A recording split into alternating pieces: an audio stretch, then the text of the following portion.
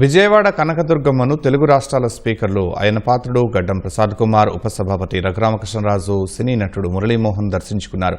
ఈ సందర్భంగా అమ్మవారికి సారె సమర్పించారు. తెలుగు రాష్ట్రాలు సుభిక్షంగా ఉండాలని కోరుకున్నట్లు అయ్యన్నపాత్రుడు, గడ్డం ప్రసాద్ తెలిపారు.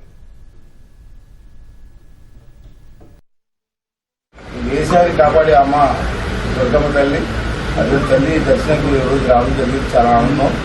ఈ రాష్ట్రం బాగుండాలా, దేశం బాగుండాలా, రాష్ట్ర ప్రజలు సంపూర్ణంగా ఉండాలా, అలాగే వాళ్ళతో పాటు మా కుటుంబ సభ్యులు కూడా ఆనందంగా ఉండాలా, అమ్మని ఆశీర్వాదం ఇవ్వాలని కోరుకుంటుంది. విజయవాడ కనకదుర్గమ్మ దర్శించుకోవడం అదృష్టంగా భావిస్తూ ప్రపంచం అంతా ఎల్నీనో సందర్భంగా కరువు అంతా ఏర్పడుతున్న సందర్భంలో అమ్మవారిని దర్శించుకొని ఇక్కడ తెలంగాణ రాష్ట్రంలోనూ ఇక్కడ ఆంధ్రప్రదేశ్ రాష్ట్రంలో రైతులకు సుభిక్షంగా వర్షాలు రాజంగా రైతులు సంతోషంగా ఉండాలి, వారితో పాటు ప్రజలు అందరూ సంతోషంగా ఉండాలని అమ్మవారిని కోరుకోవడం జరిగింది. ఆషాఢ మాసం సందర్భంగా తెలంగాణ నుంచి కూడా సారె తీసుకురావడం మేమందరం కూడా అమ్మవారికి కోరడం జరిగింది. ఈ వేడుకలు 12వ తారీఖు వరకు ఉంటాయి.